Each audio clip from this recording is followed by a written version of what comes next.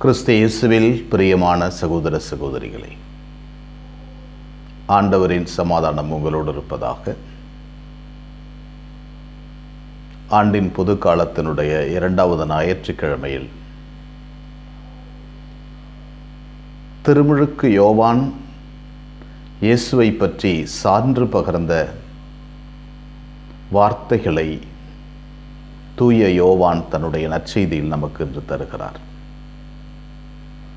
இதோ கடவுளின் செம்மறி, இதோ உலகின் பாவங்களை போக்குகிறவர் என்று இயேசுவை சுட்டிக்காட்டி மக்களுக்கு இயேசுவை அறிமுகம் செய்தவர்.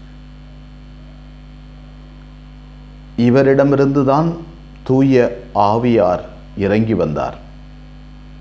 இவரை குறித்து காட்டவும் இவரை ஞானஸ்நானம் கொடுக்கவும் தான் அனுப்பப்பட்டிருக்கிறேன் என்று இயேசுவை பற்றி தெளிவாக உலகத்தாருக்கு செய்தியை தருகிறார். இவர் மீதே தூய ஆவியார் இறங்கி வந்தார்.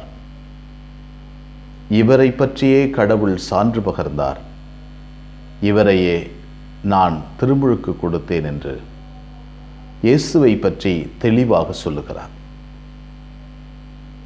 உலகத்திற்கு இயேசுவை முழுமையாக மனித உருவில் நின்று அறிமுகம் செய்த இறைவாக்கினர் புனித யோவான், திருமுழுக்கு யோவான்.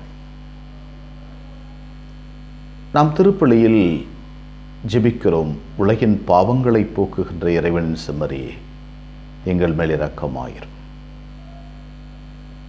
இந்த பாவங்களை போக்குகின்ற செம்மறி இன்றும் நம்மோடு வாழ்கிறார். திவ்ய நற்கருணை வழியாய் இன்றும் நம்மோடு வாழ்கிறார். இறை வார்த்தை வடிவில் இன்றும் நம்மோடு வாழ்கிறார். இதோ கடவுளின் செம்மறி என்று குருவானவர் தூக்கி காட்டுகின்ற போது இன்றும் பாவத்திலிருந்து நாம் விடுதலை பெற அழைப்பு கொடுக்கப்படுகிறது. இந்த பாவத்திலிருந்து விடுதலை பெறுதல் என்றால் என்ன? பாவமும் பாவம் சம்பந்தமான விஷயங்களையும் விளக்குதலும், பாவத்திலிருந்து எழுந்து வருதலும், அதற்கான அருள், கடவுளின் அருளை தினம் தினம் பெற்றுக்கொள்ளுதல்.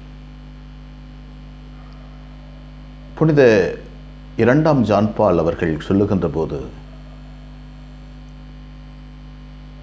நம்முடைய ஆன்மா அருள் நிலையில் இருப்பதுதான் இருப்பதிலேயே மிகப்பெரிய கொடை, மிகப்பெரிய பரிசு என்று சொல்லுகிறார்.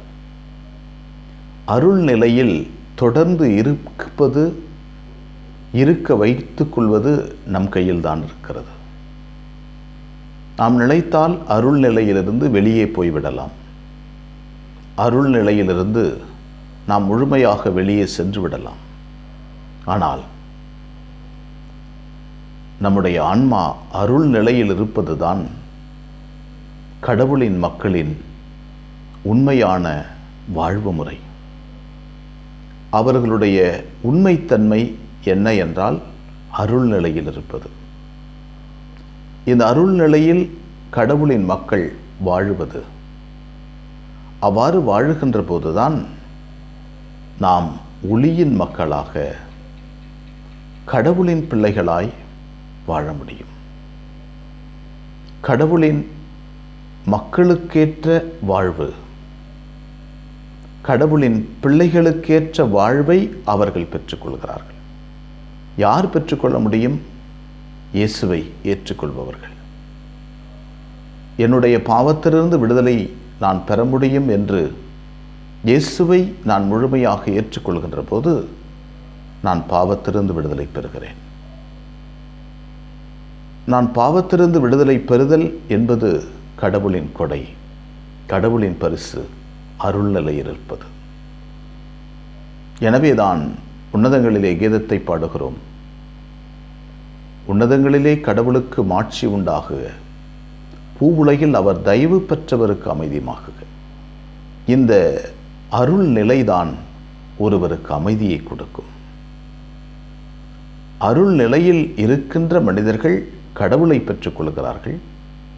கடவுளை பெற்றுக்கொண்டவர்கள் முழுமையாக அவர்கள் அமைதியை பெறுகிறார்கள். எனவே ஒருவர் அமைதியை பெற வேண்டுமென்றால் அருள் நிலையில் இருக்க வேண்டும். அருள் நிலையில் இருக்க வேண்டுமென்றால் பாவத்திலிருந்து விடுதலை பெற வேண்டும் என்ற ஆழ ஆசையும் எண்ணமும் இருக்க வேண்டும். அதன் மூலமாக இயேசுவினுடைய மீட்பை நம்ப வேண்டும். இதுதான் சங்கிலி தொடர் போல இருக்கின்ற விஷயம். எனவே ஒருவர் தன்னுடைய இதயத்திலும் வாழ்விலும் அமைதி வேண்டுமென்றால் அருள்நிலையில் இருக்கின்ற ஒரு நிலையை எட்டி பிடிக்க வேண்டும். அது பாவத்திலிருந்து நம்மை விடுதலை செய்யும். புனித செம்மறி நம் ஆண்டவர் நமக்கு விடுதலை தருவார். எங்களை வழிநடத்துகின்ற ஆண்டவரை இமை போற்றுகிறோம். அற்புதமான நாளுக்காக நன்றி சொல்கிறோம். எங்களை வழிநடத்தி காப்பதற்காக நன்றி. எங்களோடு நீர் பயணம் செய்வதற்காக நன்றி ஆண்டவரே. உமது அருளுக்கு நன்றி, ஆற்றலுக்கு நன்றி. உமது அருள் நிலையிலேயே நாம் வாழ எங்களுக்கு வரம் தாரும். எப்போதும் உமது பிள்ளைகளாய் இருக்க வரம் தாரும். பாவத்தினுடைய பிடிகளும் பாவத்தினுடைய கொடைகளும் பாவத்தினுடைய சக்தியும் எங்களை தாக்குகின்ற போது அருள் நிலையிலிருந்து உடைந்து ஓடிவிடுகிறோம் ஆண்டவரே. உமது அருளை தாரும், தொடர்ந்து தாரும். உமது அருள்நிலை எங்களோடு எப்பொழுதும் இருக்கின்ற போது எல்லா பாவ நிலைகளிலிருந்தும் எங்களால் எழுந்து வர முடியும் என்று சக்தி பிறக்கும். அன்னை மரியே, எங்கள் அன்பு தாயே, உம் திருமகனிடம் எங்களுக்காக இடைவிடாது பரிந்து பேசும். ஆமென்.